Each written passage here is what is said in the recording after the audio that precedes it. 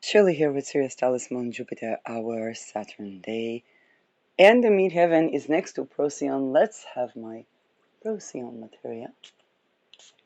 And by the way, Procyon is very associated with marigold. So no, I'm not spraying marigold. That would be phototoxic. But I am going to take my marigold infused mouth spray.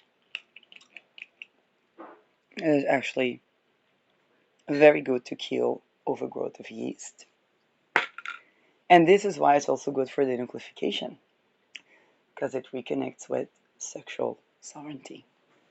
So, on the growth of cells, because Jupiter is growth, and Cancer is cells that could kill you, and Procyon is mitigating that. Oh my gosh, the fact that I'm actually certified holistic health practitioner is so helpful because so many channelers can't really talk about what I talk about. Ascendant speaker. Conjoining Mercury. So, leads us back to Venus. Venus is 18 degrees. Let's talk about untangling from toxic relationships and toxic values. What I was getting at was something like that. And I'm going to upload the previous episode. And this is 13 Moon Tarot. Love her. Midway into watching her reading. That really resonates. And I love how she's purifying her energy all the time. It's like people try to hack into her mind, and then she just purifies that away. So, really, sometimes you might listen to a reader or an astrologer or a consultant person or whatnot, and there can be, every person can have their moments. And I dare you to wait a little bit, and it has connection to what. Oh my God, it is connected exactly to what I want to say. So here's the thing. I stopped the previous episode by and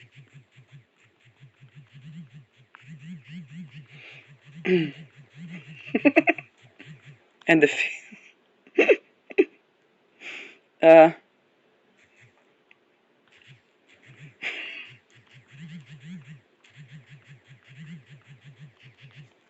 and so let's see if I managed. Yeah, I managed to get all of that title into one. I stopped the previous episode and talking about somebody is being like a wave that is crashing into a shore, and everything that's Peter Ringy is 9/11ing or laser focused. And then there's this one house that looked like the mirror image. It's kind of like the flip side of the Maui house. Remember that Whoopi Goldberg house in Maui?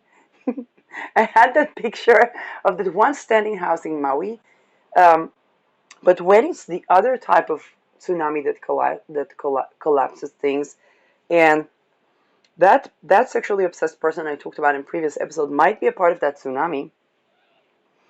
And to be very honest, I don't know what they're doing in their life, but other than what they're saying that they're doing, but they're part of that tsunami. And there are all these 9/11 things that are crushing, and then there is this one standing one standing structure that doesn't drown in that tsunami. And I mentioned the fact that previously, or several years, or in a previous cycle, that standing person was a tsunami crashing into that person that stayed standing, but completely shaken by the storm, to have something that they will later try to grasp into each and every last straw that they had on their previous world agenda and so on. Now, on a general level, all of this mind control, thought control, things that also 13 Moon Tarot is talking about, has to do with putting people in perpetual trauma and trying to basically hack their system, transmute their system, program them, and so on. So people are constantly getting out of that, and people are trying to constantly keep them in that. And here's the thing. Here is the reckoning about that, is some of the people had a pattern in them that tried to put the babushka down, but she pops up. And that can do with the programming that they have to do that. Well, the babushka has a programming to pop up or to put down those who try to put the babushka down. And some of that might be programming, some of that might actually be authentic life mission. Think about the programming to kill the handlers, okay? So the programming to kill the handlers is useful when people need to expose a dealer or an Epstein. However, that particular babushka is not going with that programming. She's not killing the handler. She's saying, okay, what's the point?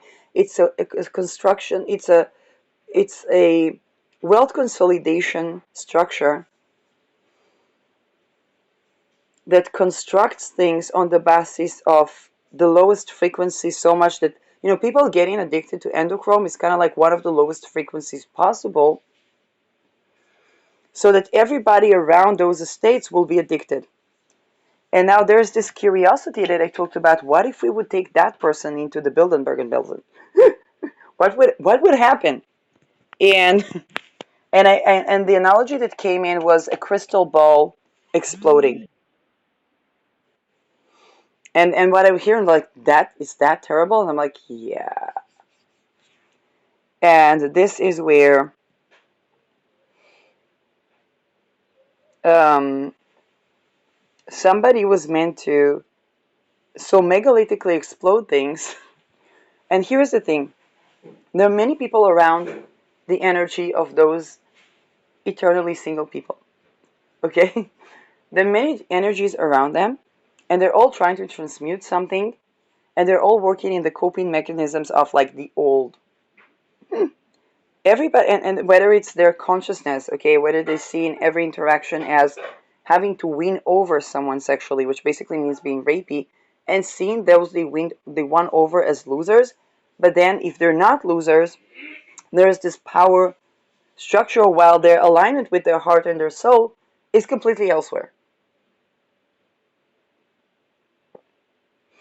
Now, all of the techniques that people would use to try to put the babushka down pop up, and basically they backfire, because let's say somebody would use psychiatry, okay? Now they're grieving, they probably have some pills to sleep better. They probably have yeast overgrown as a result of those pills. They're probably beginning to become addicted to the comfort food.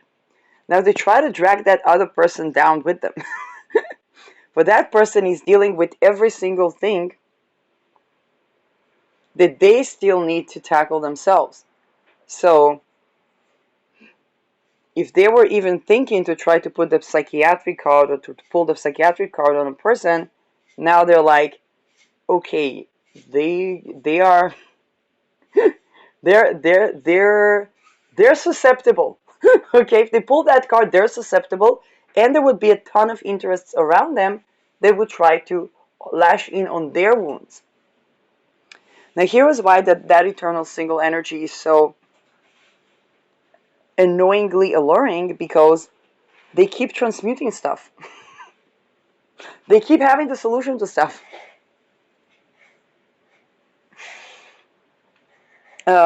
So much so that some people even try to put them through things just to see how they come out of that. But that's not gonna go, because what they will end up with is, and this is what Moon Tarot is talking about, they will, some people have prepared there's a saying that, you kind of like, you eat what you cook. And some people have been really putting in the ingredients for a happy, safe, sane, thriving relation that needs to have a housing somewhere. Like, they needs to travel somewhere, they needs to live the good life somewhere. I've been putting all the good ingredients, all the good effort, all the good things, and the only thing missing is the partner. Wait. Yeah, I need, wait. No, no, no, no. Right now, no. Later. Okay. And here is the thing. All that's missing is the partner, and here is another thing. They're not going to commit volitionally to anyone that's not that partner.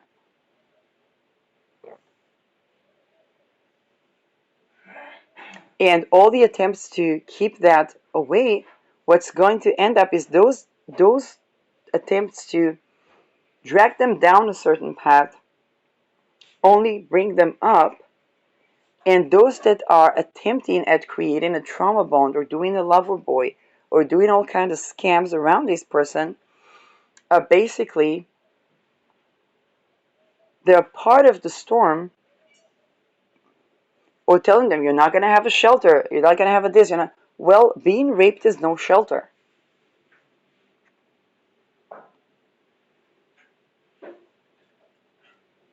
And what they're actually doing is they're pushing that person further into their trajectory that looks like this eternal singlehood, but one day that person is going to end up in that either love, relation, something, and then all of the people around that have been using the cult like. My Instagram account was blocked after talking about the cult like interaction with romantic partners.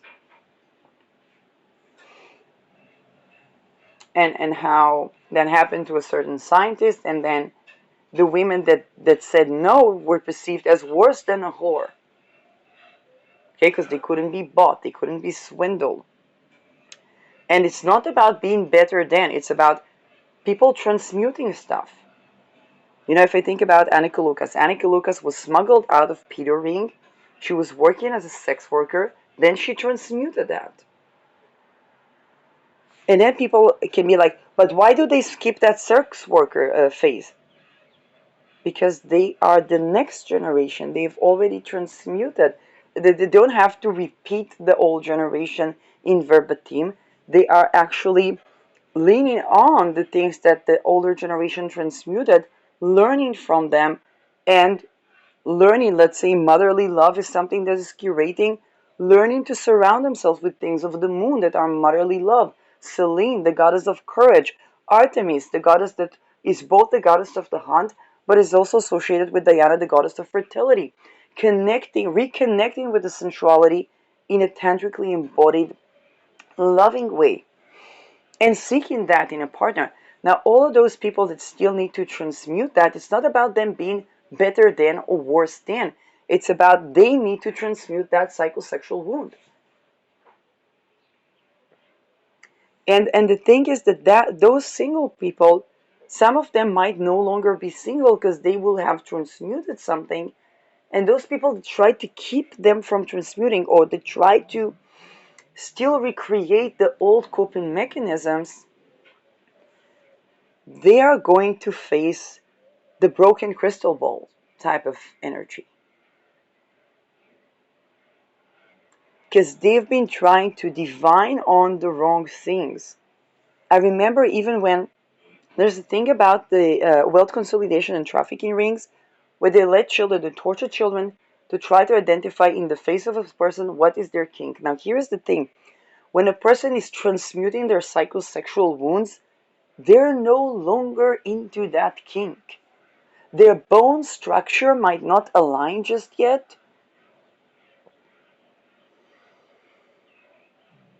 Okay, and they're still reconnecting with their identity, so there may be people trying to do spine through eyeballs or replacing their consciousness or whatnot, but they are no longer. Sometimes it's not even a no longer.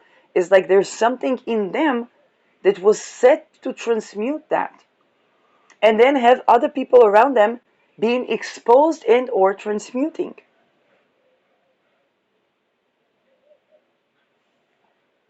And those people lining up to be exposed diddlers. And this is where I want to stress something, because that thing is obviously connected with those Peter rings. And all these people that are like so curious, and whether it's lust, whether it's sexual obsession, whether it's erotic attraction, it's a stage in their transmutation. But all these people that are trying all these tactics around this person, how should I say that? As that person is transmuting, they might be exposing themselves as the new Detru list, the old new Detru Epstein list, Diddler list, Tate list even. Like, I don't know what other names are out there. And it's by their tactics and by the way that they try to get the attention of those eternally single people. Think about before the Me Too. People began to speak up. Before that, in academia, if somebody would speak up about offense, they would be annihilated, exiled, persecuted, put in mental hospitals to basically commit suicide. So there was a reason that the people were scared. And yet, that was a certain threshold. Now, the Me Too, some say that the Me Too started with Jay-Z having beef with R. Kelly and wanting to put R. Kelly behind bars, being so smug, thinking that he can get away with what R. Kelly did by exposing the Me Too thingy. I don't know if this is the truth or not, but even if that's the truth, that creates a certain trajectory that now, oh my God, people say the Me Too went too far because they didn't expect people to actually awaken. And what they don't know about it is the threshold that people were anyway crossing, and they were thinking that they're gonna die, and then came the Me Too. Now this thing is happening about real estate because cloning Epstein, Peter Rings, dark occult, intelligence, and those things seems megalithic, and they are. But the souls that have been transmuting to a certain threshold, they might in themselves be scared of the extent of this, but all around them I keep trying to, and I think 13 Moon Tarot really puts that in a very correct perspective. Everybody trying to police the thoughts or tell people to be cautious or tell people to look for the red flags. And there is something almost like you think about a volcanic eruption, and the residues of that is something like the earth is cracking, something the earth fabric is cracking, and the green flags begin to paramount in the society. The reckoning, the transmutation, the, oh, that happened to me. Oh, those little finger things, they were to do with those structures. Or, and that is being exposed, and that is being exposed, and that is being exposed. And so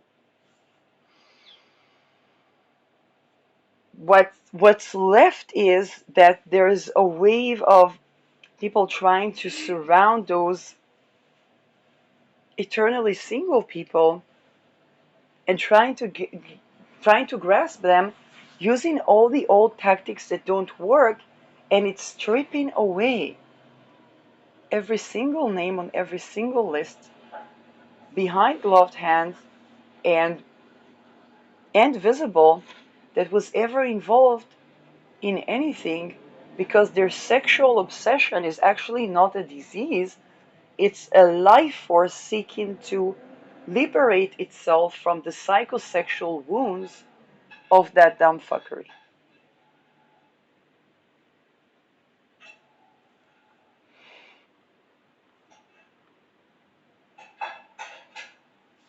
You notice the dragon awakens?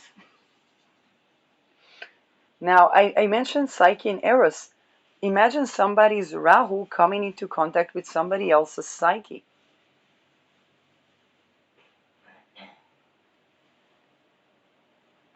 Or somebody else's Eros, I don't know.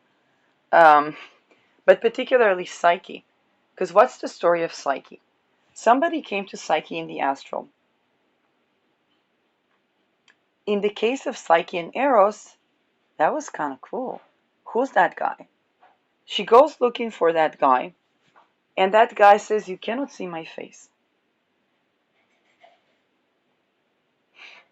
You cannot see my face. Why? Because that guy is Eros, and Eros was sent by his beautiful, most beautiful woman to make Psyche fall in love with the most evil man on earth. Now, who is the most evil man on earth? The man who would do that. And that Eros shoots an arrow at Psyche, but it hits him, and he falls in love with Psyche. But he cannot show his face to her, both because he's not available. He has a spousey, okay? Both because he's not available, and because the way he fell in love with Psyche is by a mistake. He was trying to harm her and get her. He was trying to traffic her. He was trying to make her fall in love with the most evil man, to make her fall for an Epstein, for example. And then that arrow hit his own body, and he fell deeply in love with Psyche. Now, he managed to have an encounter with her, which under the guise, Psyche was actually, oh, that's cool.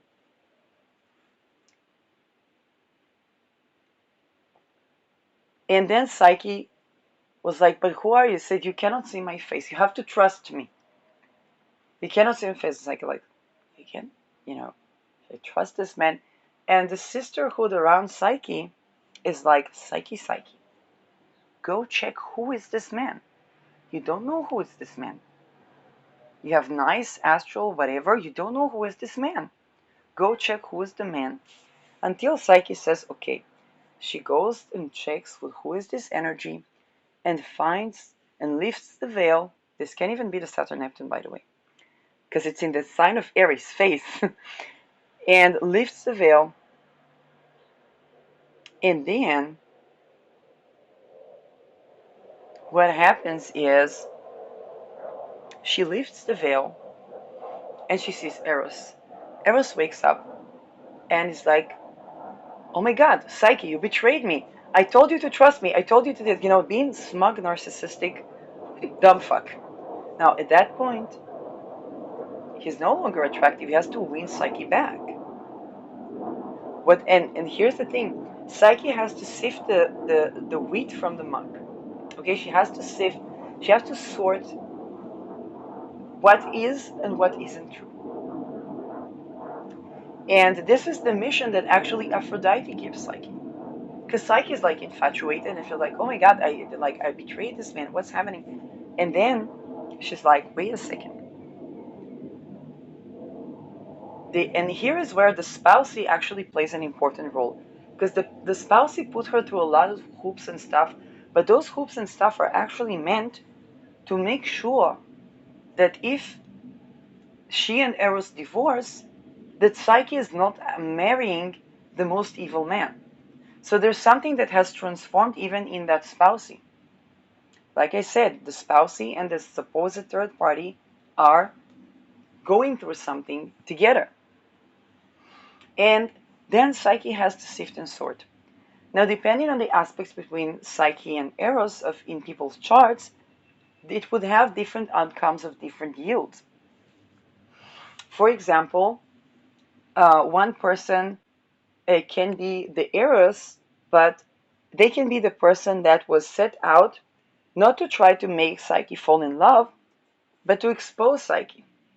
And then they're falling in love, but hey, they say, oh, there's still things we have to transmute because their inner Psyche is also operating.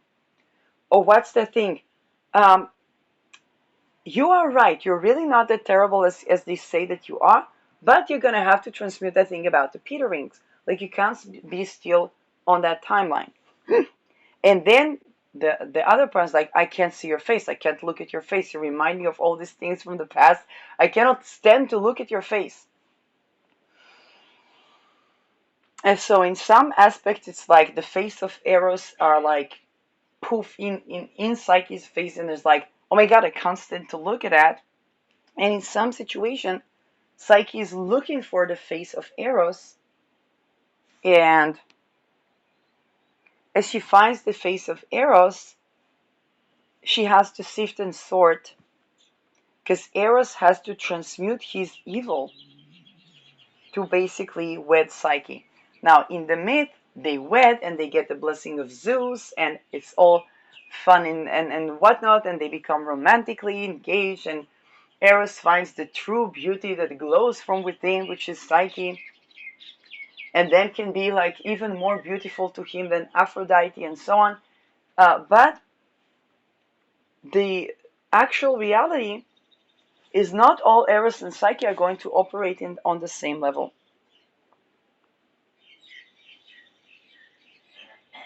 Now, some of the people who have been married with Aphrodite or even had series of past partners that were the most beautiful, the most favored, the most this, now are dealing with a certain reckoning where there might be some initial disappointment around the face of that Psyche. What is the identity of that Psyche? Who is that woman that they were coming to seduce but fell in love with? And they have to, this is a face where Eros cannot look at their own face. Okay? Because they were coming to Psyche with this, oh, you're this dishonest woman, you're this, you're that. And Psyche's like, wait. You came to me in the astral, I don't even know who you are. I did not even know you're a married person or not available person. Coming to me with all these notions that are absolutely not true. You're going to have to take a step back, Mr. Eros.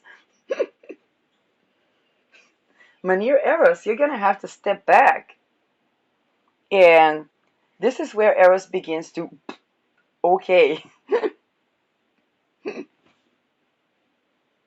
Now, there have been a couple of Eroses around this Psyche, is what I'm saying. And those Eroses could comprise a Rolodex. Okay?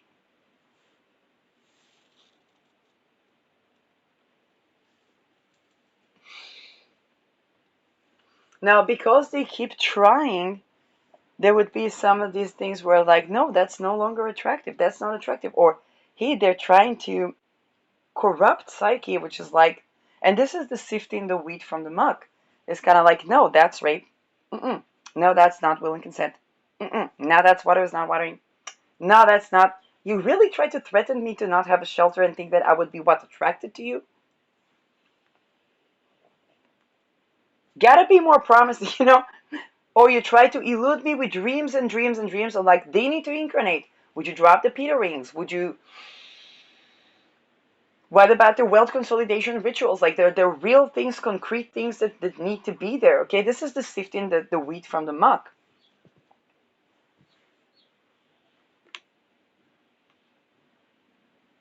Now, mind you, people have both Eros and Psyche within them. So they want to be seen. It's like, hey, I'm not just this person that might end up on a Rolodex list. There are other parts of me. I'm like, fantastic. Gotta take down the Peter rings. And this is where people do encounter, this is where those Eros figures encounter their not being able to look at themselves because they're needing to transmute their own evil for having trying to groom Psyche. That's what they were sent to do. And there may or may not be a Sharshela femme thing that was cooperating with that and is now having to transmute her own, like Aphrodite coming to terms with the fact that she sent her man to traffic Psyche. That's what she said, to make her fall in love with the most evil man, okay? And her own man embodied that evil. Now, Aphrodite was looking at this single white woman or this single black woman or this single white man and saying, why is she single? Is she a hoe? Is she a succubus? Why she said, don't she want to have, is she gonna have babies? Like what's happening what's wrong with her? You know what? She thinks she's better than us. Let's make her fall in love with the most evil man. When I was in Netherlands, there was a guy that's telling me, a woman that is not willing to be with one man will be with many men. And I'm like, well, I'll trade weapon and kill you. and, and they had to take the space from me. Not only that, the actual story of trafficking is the fact that a person is being so tortured that they continuously try to, if you listen to stories like even Seizure Girl, she began to attack her handlers. So much so that the handler had to be trafficked instead of her. Even though they had a kid together. Like it's that level of people not wanting to do sex work or sex trafficking.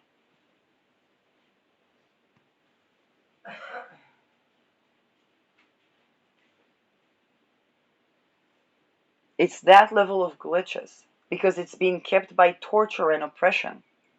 And it's funny because Puff Daddy is receiving his verdict as we speak.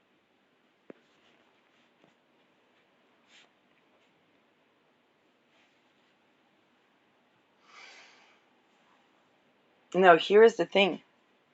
Those people that were also abused to be perpetrators, all they know is to create trauma bonds, whether it's in the business relations or with their electorate.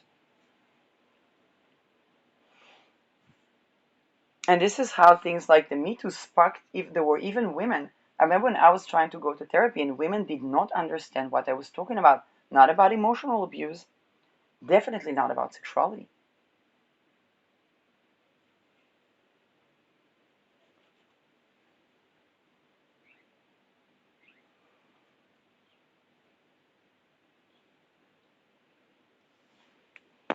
Either the only other alternative is that they did, but they were a part of trafficking rings.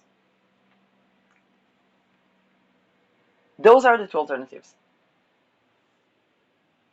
Because in either way, even if they were part of those trafficking rings, I sparked something that they couldn't handle because it was touching on their own unresolved psychosexual wound while being a psychologist or managing a unit to take care of people that were raped.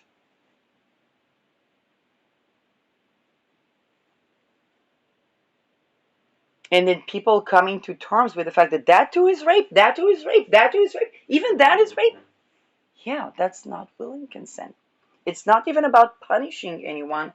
It's about those things need to be cleared from the system. And it's like, but that's BlackRock. Well, their CEO was assassinated.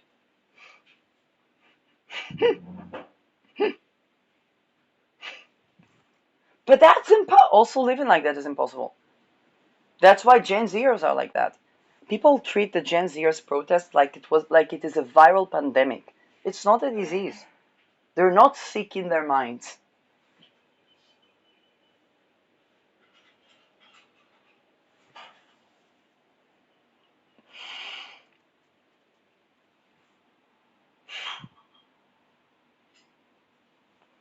They're not carrying a viral infection of rebellion. Okay? Because people can't deal with that. But that too is corruption? Yeah. They're going for that corrupt. Yeah. Now, here is the thing that people were perpetually tortured. So were the Gen Zers.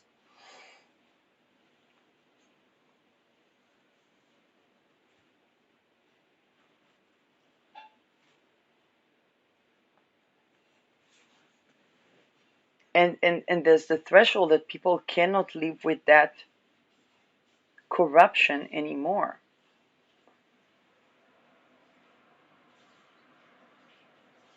And it looks like, oh, they think they're better than us. It's not about being better than. It's about every generation. And I invite the older generation to think about where are the parts that they rebelled the previous generation. Where are the things that they said, no, I'm not willing to do that. I'm not willing to live like that. And everybody has something. Now, for some, it can even be the current generation or within the same generation. And even those people have certain things where they rebel their parents. They rebel, they don't do the things the same as the older generation. Or they pride themselves on something, like continuing a certain tradition that is now set to change. Now, they are an active agent in that change. It looks like they're undermining themselves, but what they're undermining is their own undermining themselves. And some of these people, and this is where I stopped and I said, think about somebody's Rahu, where they're going to be, where they, as they embark into their 40s, they're going to be in touch with somebody's psyche. Now, Rahu can be illusion and disappointment, and they can be disappointed. They thought that this psyche is going to grow into a seductive nymph, and that psyche is wearing Birkenstock and struggling to keep the soil out of the underneath of her nails.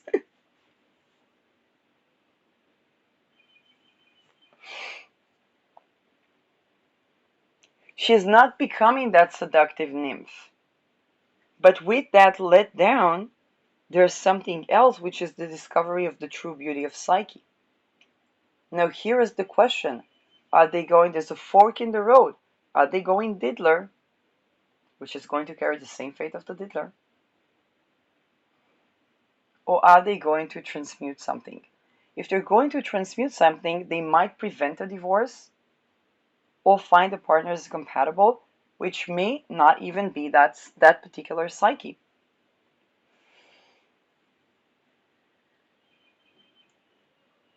And also, some people have Rahu psyche, so they are becoming that psyche,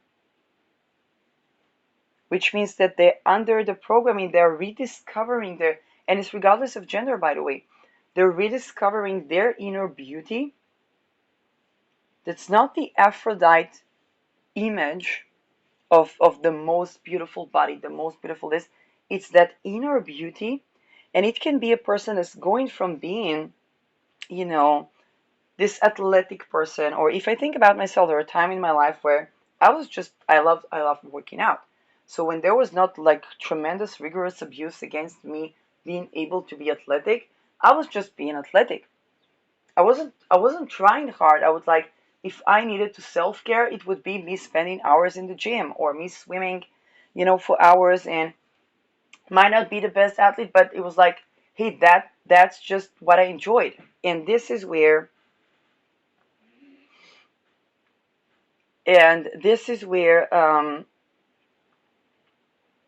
when that was being taken away by a lot of ritual abuse,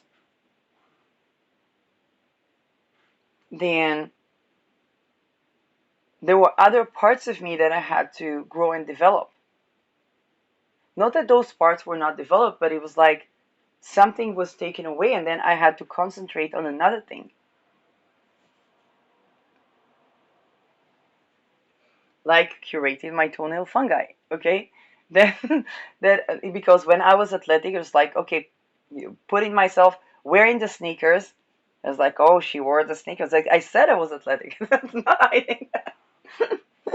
Wearing those sneakers, to trying, working out in those, closed environment that was bad for my feet, but good for my, cardiovascular. But eventually, if there's, fungi overgrowth is no longer healthy, and then I would have to tend to that, which would mean tend to the path in life, the curses that would put upon my path in life. Um, the mafia, see secret society, trafficking rings, um, the way that has impacted my mental well-being and so on. It's kind of like I wasn't able to just put on the sneakers and go to the gym, or drop myself, put myself in a bathing suit and drop myself to a body of water for the next couple of hours. So that was taken away from me, and then I had to tend to this other thing, which sparked up another side of me, which is the aromatherapist side.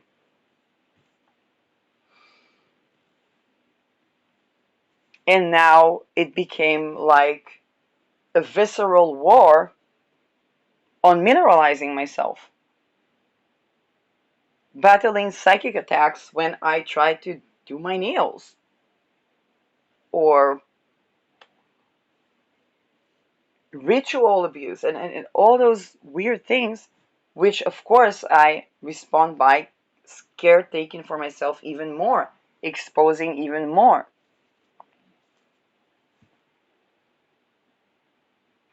Now, here is the thing.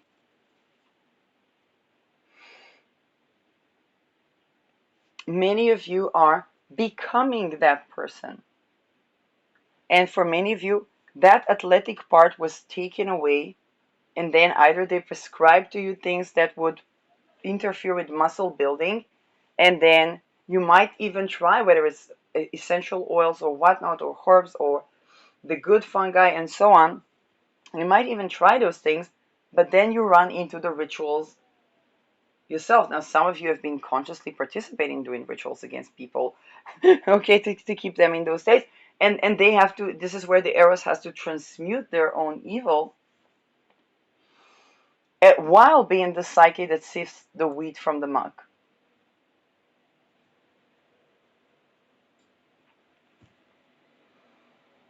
And this is where a lot of people are just like, whoa. They ran into that person, all the coping mechanisms and skill sets that they have, and we're talking the people that are really behind a lot of the wealth corruption. And because corruption was working for some time, they were, there's a reason why they're smug. Let's just put it that way. Suddenly standing stripped away. Now think about the Bilderberg and Belsen. It's a sex cult.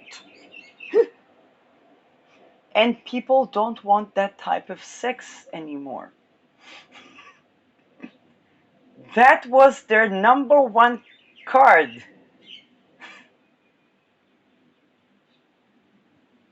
Let that sink. Let that coin sink in. Okay? Let that currency sink, okay? It, the one thing they were programmed to do is lust magic. To get people erotically addicted to them. Now, here's the thing. For some people that are transmuting and that are the eternal single person, for them it might be being confronted with the very places that they were supposed to be losing their mind to, and being the figure that straightened up the programmers. They're like, okay, I'm not into that. That sex doesn't do it for me. It's not the sex that I want. There's something missing. I don't see myself committing to that. There's something in that, well, I don't know. There's something about it. Is it love? Is it, it's just something is not something for me. That thing is like completely rape.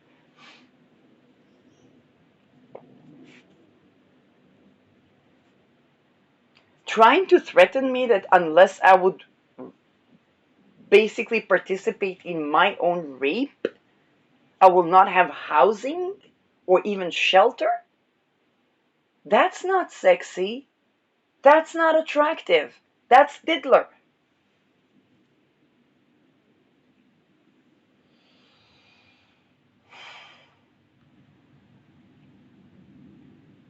And even the women that are participating in sending a man to do that are diddlers.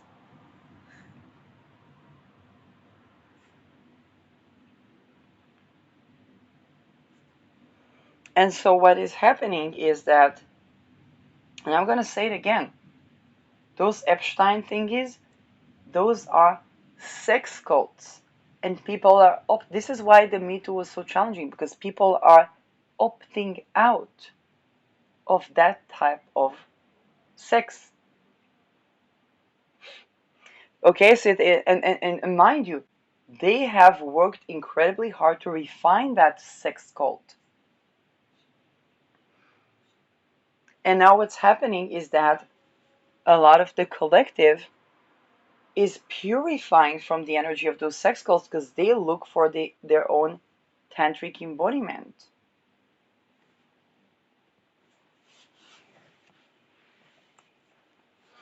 And as they're coming out of, because the trauma bonds were not working anymore, basically what people are curating themselves of is Stockholm syndromes.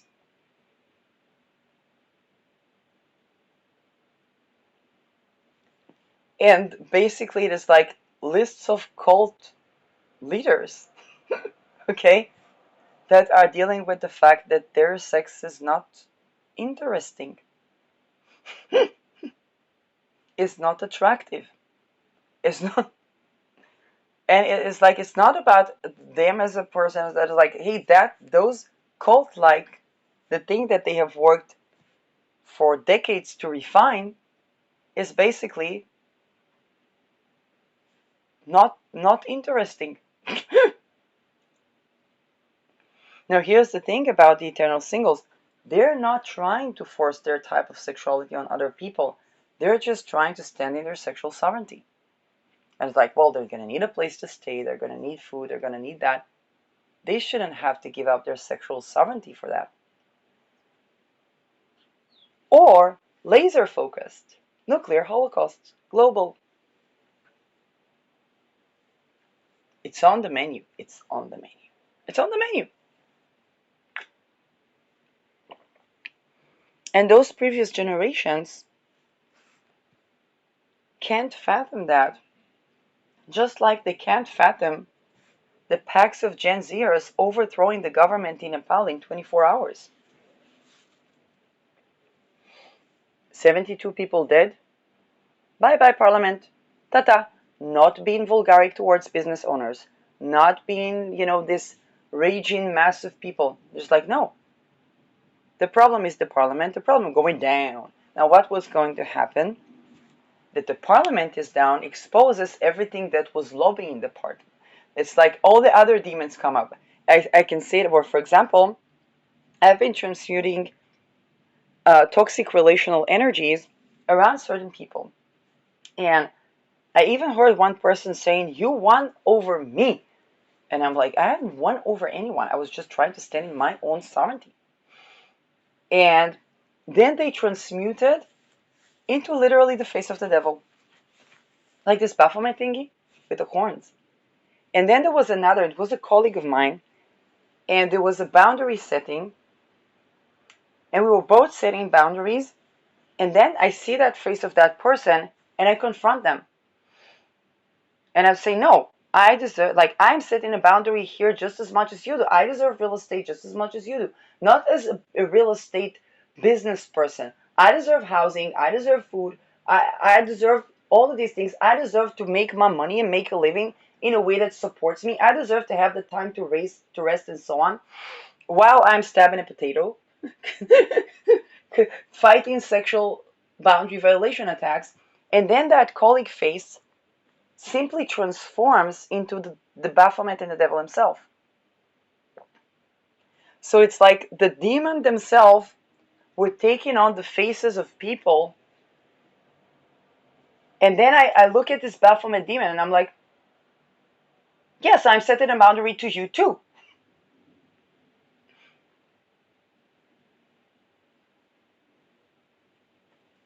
And it's almost like the devil himself was trying to take all kinds of faces of people and work through them. Now, if those people were in a satanic death cult, that's literally what happened.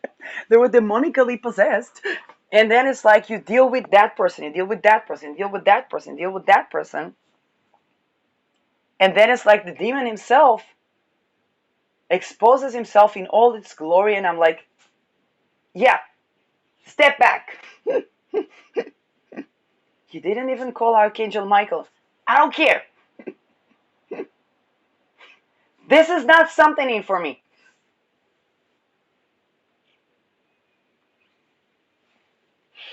Call on Jesus something. I don't care. A boundary is a boundary, regardless of Jesus something.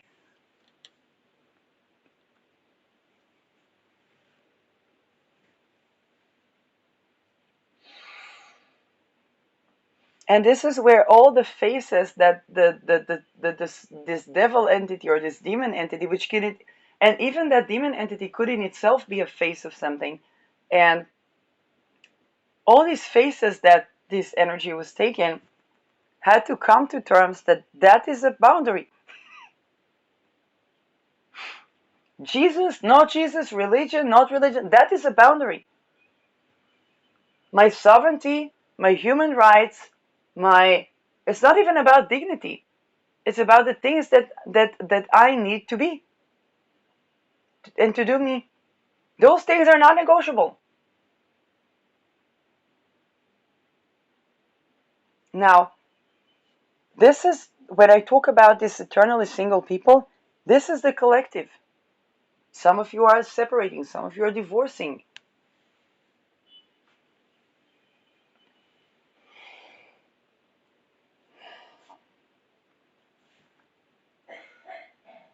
And this is where the illusions are being stripped off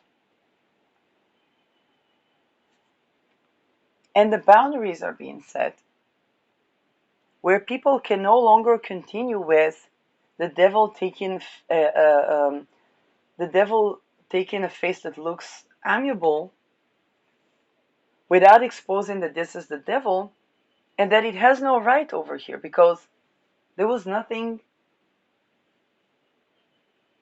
Okay, there's no. And so what happens is that that devil has to go to the people that were closer to it, and those people are begin to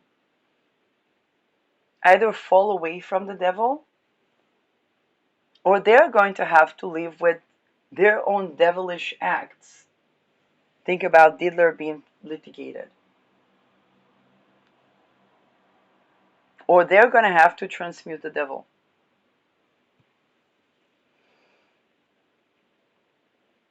Now, for many of them, they could simply watch Alandra. Okay, they could simply. Now, for many of them, it's not that simple. Some of them committed war crimes.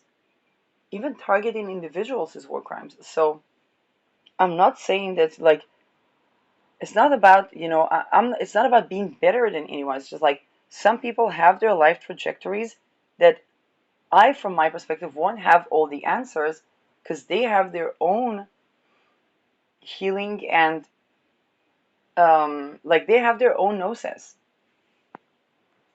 What transmutes certain things for me would not be suffice for them, and they would need to transmute some other things. Now, some of these people, they do know things about real estate, they do know things about business, they do know things about currency that they need to transmute. For example, the rituals around currency was something that I learned from someone who was a whistleblower, ex-banker, that unfortunately has also been involved with other things.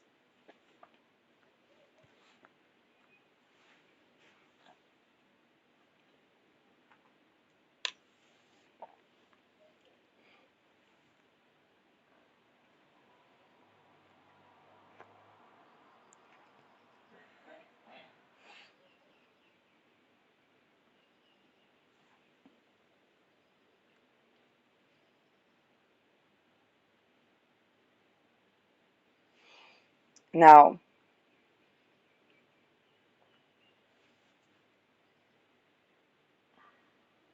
let me see. Because there is a nuclear holocaust on the line, Marsauer,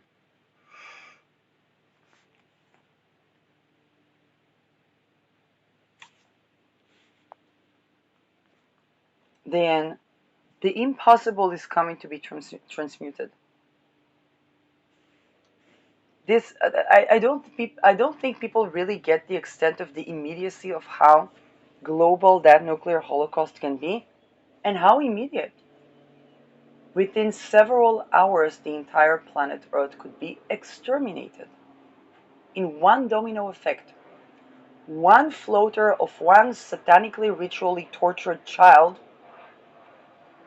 floating above, being dragged in the mist, hacking to some nervous system of somebody who is trained to press a button and not even know if that's a drill or not, pressing that button. That's it. It's all mind control. One hack into the mix, boom. That's the true butterfly effect. A series of red buttons, and nobody even made a decision. This is how the mechanism, the MK Ultra intelligence behind the mechanism of how A bombs actually operate right now in the world is working. I don't think people are even aware of that. There's this guy that was an ex-CIA agent that talks about exactly those things. A person would sit next to a lab, there's a red button or it's a button. They press that button. Every now and then they get an order to press the button, they press the button. It could be a drill, it could be real. They're not even gonna know. Now, that person is mind controlled enough to have a tortured infant that has a floater personality hack into the system of that person and poof, they press that button. Somebody was high on endochrome. Boom. It's as simple as that. And this is why all these things are coming to be transmuted. This is why it looked like Gen Z went completely bonkers. This is how Parliament can drop after 24 hours. Because we really don't have the leverage anymore for corruption. Geen geld voor Wonderland, okay? We're running out, it's more than money. We're running out of time, Saturn, devil, to do that corruption. It's due diligence. We have complexed the system so much so that in such a simple moment, the entire thing can go megalithic boom with the entire Earth exploding and nobody surviving. 70 years in a bunker do not create for a happy, mentally and physically healthy person, no matter what.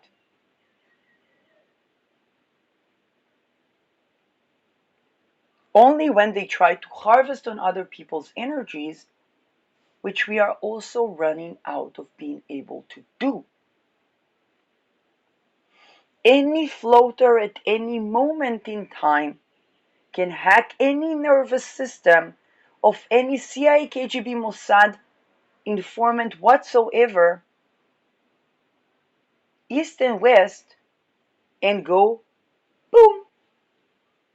And that's not a drill. And there would be no military secretary general, general milieu that would be even governing, including AI, that non-decision decision. People talk about Article 5 over nothing. It's not the same scenario. And it's that obsession with control that become an addiction to control, an addiction to the illusion of power, and this addiction to the illusion of power, Saturn ruling over Pluto in Aquarius, that is due diligence to bubble pop.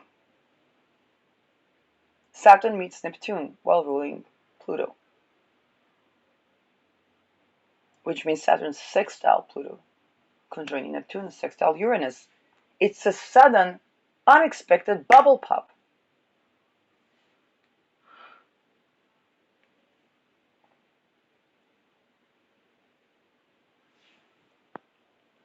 And this is why the things that we've never been able to tend to, suddenly not only we're tending to, but we're standing sovereign in them. Anything that violates sexual sovereignty is going towards the nuclear holocaust. By chance. By mistake. It just happened.